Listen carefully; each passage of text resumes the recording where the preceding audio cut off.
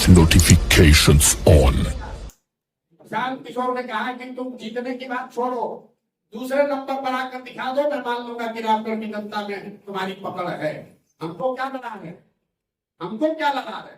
और रामगढ़ में किसको लड़ा है तो बुलाओ अपने नेता को, तेजस्वी यादव को। जो सभी भाई ने कहा है पहले कि बुलाइए तेजस्वी यादव के हाथ लड़ाने, और हम यहाँ पर जाते हैं और देखिए कौन जीतता है। कर लीजिए फैसला। एक वर्ष तेजस्वी की लड़ता है, यही नाम पर लड़ जाएंगे।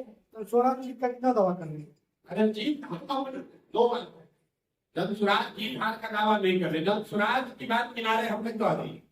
लेकिन प्रशांत किशोर चुनाव जानने, लड़ाने और आकलन करने के लिए ही आप हमको जानते हैं, देश जानता है। हम उस आकलन के आधार पर बता रहे हैं कि आरजेडी, जगदानंद सिंह और उनके बच्चे, रामगढ़ की जनता सबसे ज्यादा अगर किसी से नाराज है तो उनसे नाराज है। और उनकी लड़ाई इसकी है कि वो तीसरे पर रहेंगे कि चौथे पर रहेंगे। पहले दूसरे की लड़ाई में वो है ही नहीं। और कौन अभी पहले दूसरे में है, आपको हमसे ज्यादा जानकारी। चुनाव न लड़े तब भी हम सोच समझ कर बोल रहे हैं।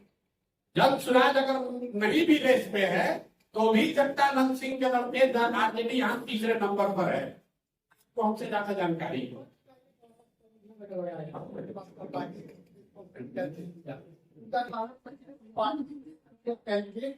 ठीक बात, बिल्कुल ठीक बात।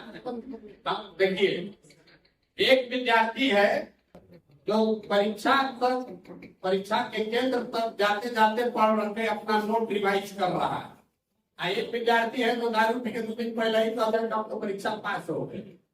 अब वो विद्यार्थी है कि परीक्षा लिखने तब पढ़ते हुए जाते हैं। रिजल्ट जब आएगा तब आपको दिखेगा कि कौन पढ़ कर गया और कौन दारू पी कर पहले सो गया।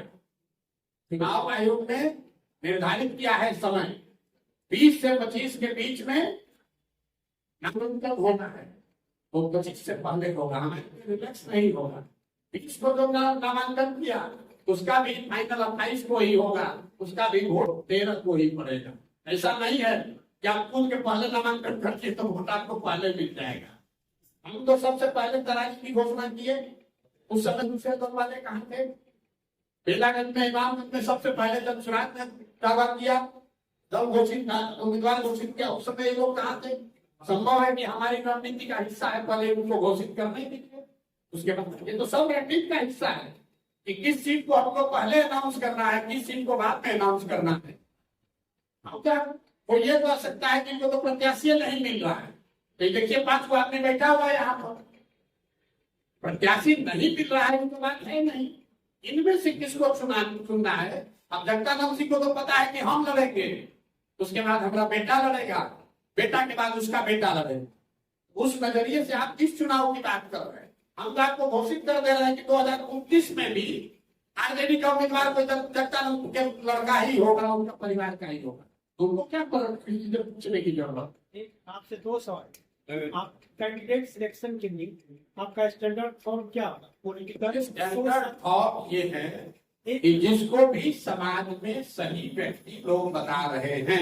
ये निर्णय तो लोकतंत्र में जनता करती है सर। हाँ तो जनता कर रही होगा। क्या लेकर चल रहे हैं? पॉलिटिकल सुनिए ना मेरे, इकोनॉमी का। अरे लिखा हुआ सही लोग।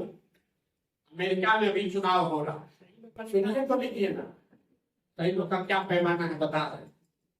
अमेरिका में भी राष्ट्रपति का चुनाव है, वहां एक ओर से रिपब्लिकन पार्टी के उम्मीदवार है डोनाल्ड ट्रम्प और डेमोक्रेटिक पार्टी की उम्मीदवार है कमला हैरिस। आपने पत्रकार होने के नाते कभी ये पूछा कि डोनाल्ड ट्रम्प को टिकट किसने दिया, कमला हैरिस को उम्मीदवार किसने बनाया? वो किसी एक व्यक्ति ने नहीं बनाया, कोई आदमी वहां टिकट नहीं देता। वहां जैसे यहाँ 5 उम्मीदवार खड़े हैं, वैसे रिपब्लिकन पार्टी से 5 आदमी 10 आदमी कहता है हम आवेदन है राष्ट्रपति के उम्मीदवार के, और 6 महीना वो आदमी कैंपेन करता है अमेरिका भर में घूम के। लोग बताते हैं 5 में सबसे अच्छा डोनाल्ड ट्रम्प हमको लगता है, तो डोनाल्ड ट्रम्प हो गए उम्मीदवार। इसी तरह कमला हैरिस देखिए, वहां जो अभी राष्ट्रपति हैं बाइडेन साहब, वो उम्मीदवार घोषित हो गए। फिर जनता ने कहा नहीं, इनका उम्र ज्यादा है, ये नहीं चलेंगे, तो कमला हैरिस वहां उम्मीदवार है। यहाँ बिहार में और रामगढ़ में तो बपौती है, हम रहेंगे, हमारा बेटा रहेगा, उसके बाद बेटा रहेगा, उसको किसी से पूछने की जरूरत क्या है? एक तो सवाल चाहे तो अगले 10 वर्ष के उम्मीदवार अब ये कोशिश कर दें। एक सवाल और सर, आप व्यक्तिगत जो चुनाव लोकसभा में किया उसमें आपकी भविष्यवाणी क्या में विकास परीक्षा है आपका जो आंकड़ा था वो फ्लॉप था, आपने इसमें स्वीकार किया फ्लॉप रहा। अगर आप कैसे स्वीकार करते तो आपको ज्यादा जानकारी है क्योंकि आप पत्रकार हैं। फ्लॉप रहा अब सुनिए, हम जान रहे हैं आप कहाँ आ रहे हैं। हमने लोकसभा चुनाव से पहले 6 महत्वपूर्ण बातें कही। पहली बात कही कि अगली सरकार भाजपा की एनडीए की ही बनेगी और उसमें ऐसा लगता है मोदी जी ही प्रधानमंत्री बनेंगे। आज देश में किसका सरकार है? भाजपा का है, एनडीए का है, मोदी प्रधानमंत्री है। दूसरी बात मैंने कही कि जो मोदी जी के प्रति लोगों में जो पहले श्रद्धा, जो आग, जो अंधभक्ति थी, उसमें बड़े पैमाने पर गिरावट दिख रही है, वो भी आपको दिखा। तीसरी बात मैंने कही कि मोर और लेस जितना भाजपा को सीट पिछली बार आया था 300, उतना ही सीट आएगा। ये बात ठीक है कि गलत हुआ? हमने क्या कहा, जो स्थिति पहले 2019 में थी वही रहेगी। तो वोट शेयर के मामले में भाजपा को 2019 में 36% वोट आया था, इस बार 35.13% वोट आया है, 0.7% कम आया। सीटों के मामले में 300 के बजाय 240 आया है, जो बड़ी बड़ी गलती है जिसको आप लोग बता रहे हैं। तो भैया हम भगवान तो है नहीं, स्टैटिस्टिक्स भी है, वो एक आकलन है, सही भी हो सकता है, गलत भी हो सकता है, मेरी गलती है। और जब गलती हुई सब सामने नेशनल चैनल पर आकर कहा ये 3 बात ठीक है, लेकिन सीट के मामले में आकलन गलत हो गया। चौथी बात क्या बोली कि कोई भी कितने भी मोदी जी को सीट से जीत कर आए, 250 आए या 300 आए, तीसरे टर्म में मोदी जी अपने पहले और दूसरे टर्म के मुकाबले कमजोर प्रधानमंत्री होंगे। तो आपको दिख रहा है। हमने एक और बात कही कि भाजपा चाहे जितने सांसदों के साथ विधान दल सरकार बनाए, तीसरे टर्म में आने वाले समय में उत्तर प्रदेश की भाजपा के नेतृत्व को लेकर भाजपा में बहुत बड़ा संकट की स्थिति बनेगी। वो भी आपको दिख रहा है। योगी जी की बात रोज आप सुन रहे हैं। तो 6 प्रेडिक्शन किए गए, उसमें 5.5 ठीक है, सीट वाला गलत है, लेकिन लोगों को तो सीट याद है, उस हिसाब से मेरी गलती है। अब एक गलती बात सुनिए, बंगाल में हमने कहा, पूरे देश ने कहा भाजपा को 200 सीट आएगा। प्रशांत किशोर ने कहा भाजपा को 100 से ज्यादा सीट नहीं आएगा, भाजपा को आया 77। संभव है कि भाजपा को 90 भी आ सकता था, 10 भी आ सकता था, 100 के नीचे आएगा। लेकिन हम इसलिए नहीं कह रहे कि हम अपने गलती को जस्टिफाई कर रहे हैं, लेकिन आप ये समझिए कि जो लोग देश भर के आंकड़ों को एनालाइज करके प्रेडिक्शन कर रहे हैं, इतना आसान काम नहीं है। ऊपर नीचे हो सकता है 10-20 सीट। इसके लिए अगर आपको लगता है हमारी समझ खत्म हो गई है, तो मान लीजिए कि हमारी समझ नहीं है। नहीं, देखिए तरारी में क्या है, मैं आपको बता देता हूँ। तरारी में लेफ्टिनेंट जनरल एसके सिंह जो सेना में वाइस चीफ रहे हैं, उनके इलेक्टोरल रोल के नाम को लेकर जिला प्रशासन ने बात उठाई है।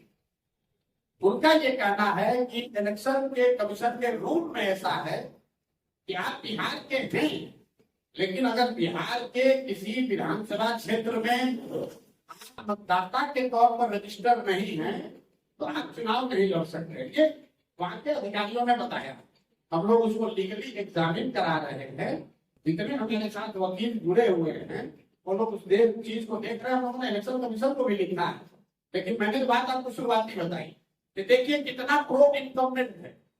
जो लड़का करण तिवारी का देश का वाइस चीफ बना आर्मी का, जो सेना को लीड किया सियाचिन में, जो सेना को लीड किया ऑपरेशन पराक्रम में, उस आदमी को वो अपना इलेक्ट्रिसिटी बिल है, उसका जमीन है, घर है तरारी में, लेकिन एक रूल बनाकर कह रहे हैं कि नहीं तो चुनाव नहीं लड़ने दिया जाएगा क्योंकि तरारी के इनका वोटर लिस्ट में इनका नाम नहीं है। वोटर लिस्ट में नाम जुड़वाने के लिए फॉर्म 8 भरा गया। ये सब प्रावधान है। आप इलेक्शन अधिकारी से पूछ लीजिएगा कि आप 8A फॉर्म 8A भर के अपना नाम जुड़वा सकते हैं। नोएडा से का नाम इलेक्टोरल रोल में है, वहां के डीएम ने नोटिफाइड करके जारी किया है कि यहाँ पर इलेक्ट्रॉन रोड में ये है। जनरल साहब की पत्नी की डेथ हुई है 2020 में। उस समय तक वो बिहार की वोटर लिस्ट में थे, लेकिन पत्नी के डेथ होने के बाद वो नोएडा में रहते थे, तो उनका इलेक्टोरल रोड में नाम शिफ्ट हो गया, क्योंकि 24 में उनको वोट देना होगा। अब इसी को आधार बनाकर जिला प्रशासन या इलेक्शन के लोग उनको लड़ने से रोकना चाहते हैं, उसको देखा जाएगा। लेकिन इस तरह की चीज तो लोकतंत्र में आती ही रहेगी। आप व्यवस्था के सामने खड़े होइएगा तो जो वहां लागू किया है, जो हजारों करोड़ रुपया लूट रहा है, वो इतना आसानी से थोड़ी छोड़ेगा। लेकिन जब चुनाव के पीछे हटने वाला नहीं है। जनरल साहब वहां खड़े, प्रशांत किशोर नहीं लड़ रहे, लेकिन प्रशांत किशोर का कोई भाई कोई सिपाही लड़ेगा और यहाँ पर राजनीतिक जिम्मेदारी जिन लोगों का है उनका खोजा बिस्तर समेटेंगे। उसी तरीके से तराजी से देश का इतना बड़ा जनरल बिहार का लड़का वहां से भूमि और बालू माफियाओं को उखाड़ कर फेंकेंगे। अगर उनको नहीं लड़ने दिया तो कोई वहां तरारी का लड़का लड़ेगा, लेकिन लड़ेगा जरूर। हम लोग पीछे नहीं हटेंगे, ये नहीं कहेंगे कि हमारा नामांकन कैंसिल हो गया। हम लोग लगे हुए हैं। कल या परसों तक निर्णय इलेक्शन कमीशन दिल्ली को देना है कि उनको लड़ने की अनुमति दी जाएगी कि नहीं। लेकिन आप पत्रकार होने के नाते समझिए, बिहार का जो लड़का